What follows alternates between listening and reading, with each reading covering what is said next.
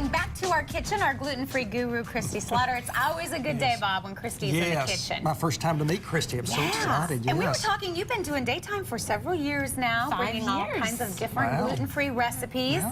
And you both have Emery and Henry in college, so we knew everything. There we go. Yes. So you know this is going to be a great segment. It's going to be a whole lot of fun.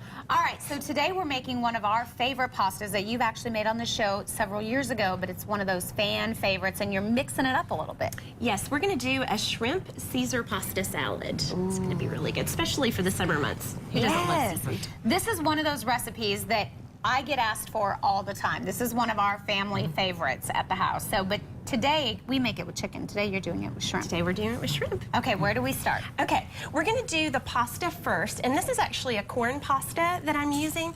I love penne pasta, especially for marinara sauces, but when we do the Caesar, I really like to use just the regular spirals because you want all that delicious Caesar dressing just to coat it. And we're making our own Caesar dressing our own Caesar from scratch. Wow. Yes. So we're going to just let this water come up just a little bit more, but Bob, if you want to add some sea salt to that, as soon as you see that going, Bob, your job is to put in the pasta. Yeah, we're going to do it for about 7 minutes. A lot of pressure there. Yes. The great thing about this recipe, once you have your Caesar dressing, and you can use this for your traditional Caesar salad too, but once you have that, you can use any type of vegetables that you want. So I just had a few of these things that I got from my garden. And do you all grow cucumbers? Yes. We have a lot of cucumbers right now. Do you have a garden? I do not, no. That's next on the list. I have friends who have gardens. So yes. Have you ever had a garden cucumber? And you can see this one's not perfect, so we know it came from the garden. But that sometimes they have a bitter flavor on the ends. Have you ever had a bitter cucumber? A little bit, yeah. So I usually like to take both ends off first. I don't know if it's a old wives' tale or not, but that's how we cut it. So we cut both ends off, and then I'll go ahead and peel it. And then once I do that, I'll just sample a little bit of the end to make sure that it's not bitter. So that's what I did here. Okay? Great. So we're going to do some cucumbers, and then we have some cherry tomatoes that we're going to add to that. Ooh. And you could do anything you wanted to. I know that a lot of people right now have zucchini and squash. Yes. Lots of zucchini and squash. It's coming all over the place. I got lots and lots of zucchini, and some of it's like this big. Yes. That's for zucchini bread when they get that big. The squash, actually I had some yellow squash, and I purchased a dehydrator this year, and so I did some fresh garlic and some herbs and made little squash chips.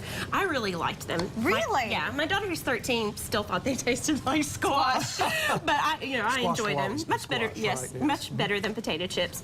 And so we're just going to chop these up, and then we're going to do the same thing with the tomatoes. So you want about 2 cups of vegetables, and then you can either do shrimp like we're doing today, or like Amy said, you can do chicken, which is fabulous, or if you're vegetarian, by all means. And we're going to use a mayonnaise base for our Caesar dressing, but you know, this could easily be done vegan. There are a lot of mayonnaises on the market now that don't even have eggs in them. Really? So you could do it if you have friends that are vegetarian. It's really easy. So we're just going to chop that up. Okay. And then we've got some greens that came from the garden, and honestly, this isn't spinach. I don't know what this is. My mom says it tastes a little bit like arugula. I don't know. So it tastes like arugula? It tastes like arugula. So it has like that pepper flavor? It has a little peppery. Arugula done in pesto is fabulous too, and this would be a good dressing that you could add a little pesto to if you wanted to. It does have a little bit of a pepper flavor. Does it? Yeah. I haven't even tried it yet. Arugula. We're living on the edge here on daytime. I haven't even tried it yet. I don't know what it is. It grew. I hope it's not a weed. No, we'll see how it goes. Okay.